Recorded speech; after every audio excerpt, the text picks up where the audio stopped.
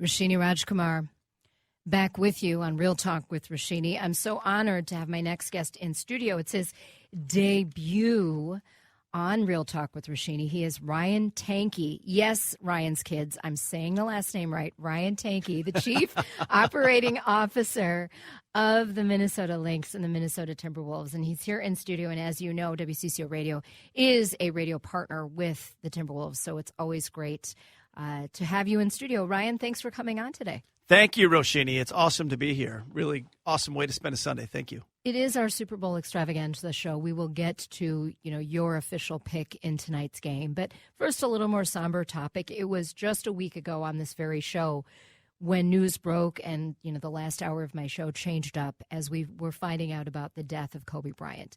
And you, as someone who's so involved with your team and in the NBA in general, how does this hit the league? It's been an amazing week on so many fronts. And, you go back a week ago and actually even last Saturday and the LeBron passing Kobe on Saturday night. And then less than 24 hours later, Kobe's gone. And it's hit not just the basketball world, it's hit the world so hard. And, I've thought so much this week around just what is it? I don't remember anything, quite frankly, in my lifetime of just this unifying, I guess. And so you sit there and if you start to think deeply around, things happening for a reason and purpose, and it's brought out so much good and so much love and so much great conversation. And I think everybody's had some opportunity, whether you loved Kobe or you love basketball or whatever that is. It just seems like everybody's connected to the story in some way, whether that's as a athlete, whether it's as a husband, a father, a leader. There's so many ways that this story connects to people. It's been an amazing week. And Ryan, isn't that the case? Sometimes it takes a tragic event for us to stop and really look at what's important in life and in all aspects of our world. It is. And you've gone through, certainly I've gone through and didn't know Kobe, had been around the game a lot, had been around Kobe a few times. But you stop and it just hits you in your tracks and you start to reflect around everything from your own mortality and how we take things for granted so much every day. And I think so many millions and millions and millions of people around the world have had an opportunity to reflect on their own lives. What's amazing about Kobe is it's not just in this country even. This was a global icon who, transcended sports across the world. And, the NBA has done such a remarkable job growing its global footprint over these last, couple of decades, led by Commissioner Stern, really, talk about, all of this stuff coming so close to home. And yet, Kobe's now brought the world seemingly closer in this past 7 days through unthinkable tragedy. It's been a tough week. Yeah, and it is a time for people to take stock and people to really think about what's important. But you can never not think about the business of basketball because of the role you're in as right. Chief Operating Officer. It's been a tough haul for the Timberwolves. Yeah. What can you tell us? Will there be a turnaround? I mean, I've been a fan for a long, long time, and it's hard to watch sometimes. Yeah. And I think it's as we had the opportunity a year ago to really pivot and change direction, and unfortunately for Timberwolves fans,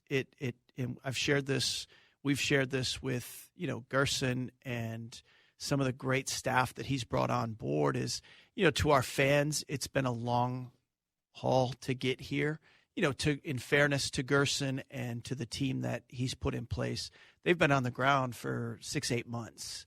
And so for them, their commitment to doing this the right way, as challenging as this season feels at times, if we're being honest, the season was never about wins and losses. It was about sort of establishing our identity, which was about bringing in world-class staff around the basketball side of our company, which we've certainly done. It was about identifying and creating a style of play, which is undeniable right now. So for our fans who are watching, there's a distinct style that we're going to get to. Now you can, not arguably it's maybe don't have the horses to operate the system, but these systems that are being put into place are undeniable. And so really for this year, it really is about just establishing our identity. And then after that, we've got to develop our talent, and that's got to happen through maximizing our elite players, Carl. It's got to happen through development. You've seen some great development stories happening with our G League team and the players that have been playing both in Iowa and up here. Development of our young draft picks. There's some great stories there. Josh Okogie just named to the Rising Stars game, again, All-Star Weekend. And then certainly, what's probably the most important piece, we got to continue to seek top talent. And so that's not going to happen overnight, but we've got to be committed. So do you call it a transition time? Yeah, I think it's hard to call it a rebuild. I've read and you hear that, and I think that's hard when you've got a top flight talent in Carl. I think that makes for Timberwolves fans who've said we've gone through so many different rebuilds over the years, much different than a rebuild when you've got a top 10, top 15 player. The foundation of this is set, and we've got to build around Carl and start to put the ideal and maybe perfect pieces together around Carl that'll allow us to unlock him, but also maximize his window of time with us. I'm talking with the Chief Operating Officer of the Minnesota Lynx and the Minnesota Timberwolves. He is Ryan Tanke. Tanke. You did it. I did it again. Ryan Tanke. I don't know why the S comes out sometimes. Ryan Tanke. If you have questions for him, give us a call or text 651-989-9226. And Devin, you had a question. Well, no, for Ryan. I was just going to piggyback off what you said and Ryan, where you said sometimes it can be hard to watch, but I really do enjoy, like when Carl was out or Andrew. A lot of these young players we have, Jarrett Culver, our first-round pick this year, Naz Reid, all these young guys, it's fun to watch them grow, and I would call this a year for growth. And there's a really good series the Timberwolves do called Track the Pack. Yeah. Right? And I was watching that, I think the first 7 episodes, and the vibe you get around this team is that they're a family. Carl seems this year to really have embraced the leadership role and wants to be the leader of this team. You see him speaking he spoke on when Kobe passed, he spoke in front of Target Center. And I really do enjoy watching the Timberwolves no matter what. And I think this is a year for growth and very much trust in Gerson. And it just seems like everybody is kind of bought in on the same vision and a family aspect. You're absolutely right. I mean, the transition word, Roshini, is the right one. I think, we've made drastic changes over the last 12 months, and a part of that was just resetting. And unfortunately, the last regime, it had its moment, and that was really it. And so we had to take a hard pivot, and with that comes a year of growth. I think you're absolutely right. We forget how young even Carl and Andrew are in their careers. You don't enter your prime in the NBA until 27, 28, 29, 30. So we're 3 years from even Carl entering his prime. And so we've got to put the right pieces together around him. And what Gerson has led with Sachin Gupta and some of the staff that he's brought in, and obviously a great partner on the head coach, Ryan Saunders, it's a long-term vision. We're not going to skip steps and cut corners in how we build this. And at times that's going to create, short-term challenges, but it's all for the purpose of building a sustainable winning model here. And I'm guessing in your role, you kind of have to drown out, the noise can't be what you're focused on. You're focusing on creating the winning structure. And so, the fans out there, you respect them, you love them, but you've got to stay focused on. Yeah, and it's hard because, as a sports organization and just listening in the green room, you've got a conversation around the business of sports coming up. I mean, interestingly, as a sports organization, it's a privately owned company, but at the end of the day, our shareholders are the public. Like we have an obligation to our fans, and that makes, this balance of short-term, long-term difficult at times. But to do this the right way, we can't, we've unfortunately, I think, tried to skip steps at different stages, and the commitment that we have today to build this long-term sustainable franchise is going to take time, and that's hard for fans, understandably hard for fans. And at the same time, we talk every single day. We have to find ways to reward our loyal fans.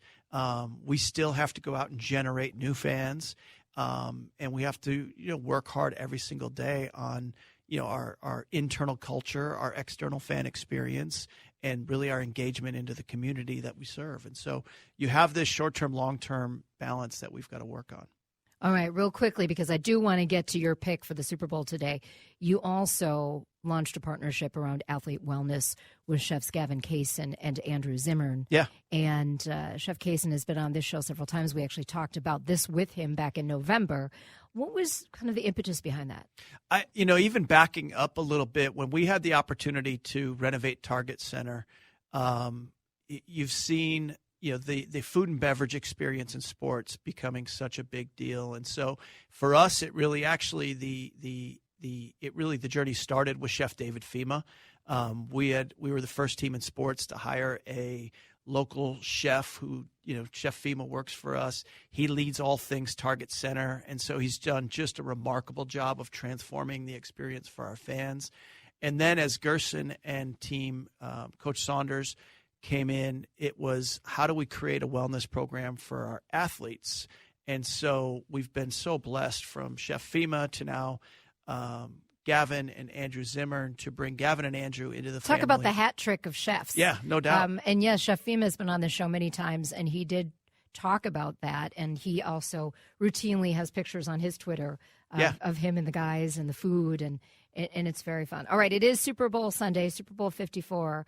I'm asking all my guests today, Ryan Tanke, what is your prediction, score, and winner of today's Super Bowl? I'm going to go at one. I think it's going to be a great game. I've got friends in both places. I'm going to go with the San Francisco 49ers in a 34-30 type capacity. I think it's going to be a really high-scoring game. Very interesting, because Tony Senna said that same score, but with KC winning. Okay, so it should be a great game. It's going to be a great game. What are you doing for the Super Bowl today?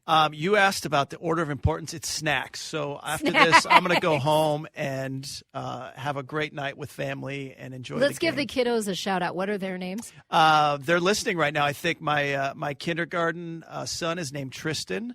My first-grade daughter is named Charlie, and my wife, Lindsay. So the four of us are going to have a great time tonight. And what snack kind of rules out in the Tanke home? I think chicken wings. Yes. They were on their way to the store, I believe, after church. So we'll have some chicken wings, and we'll have probably some meatballs, and just a great night of family here. That sounds very fun. All right, any surprises for Timberwolves and Lynx fans as we move forward in 2020? Yeah, we've got a big couple of weeks ahead. On February 11th, actually, we're going to host a town hall event with our season ticket members. We're calling it a member forum, and we're going to introduce some really new and exciting, we're calling it the future of Timberwolves membership. And so that night we're going to have a lot of fun. We'll be here on the 12th, sort of launching that publicly, but we've got some really bold. Here. What's that? Little preview you're giving us. Yes. So look forward to that over the next 2 weeks, just before All-Star Weekend, where we're really excited to launch some really bold and aggressive new programs for our fans. Very fun. All right, Ryan Tanke, he is the Chief Operating Officer of the Minnesota Timberwolves and the Minnesota Lynx. He is also a very big sports fan overall. Thanks for our swag today. Devin wearing his, what would you call that? Not quite a jersey. What would you call that, Ryan? A sweatshirt. He's got a sweatshirt on. He's got a sweatshirt. I've got the city uniform. The Prince-inspired City Edition. Yes, uniform. and then a wonderful Love Your Melon hat with your colors. Thank you. Thank you, guys. Very Great sweet to be and here. generous. Watch the Timberwolves. Go see the Timberwolves. Listen to the Timberwolves on WCCO Radio. Ryan Tanke, have a great rest of the season. Thanks, guys. All right, we're going to take a break, and then our guy, Econ and English, Professor Lewis Johnson.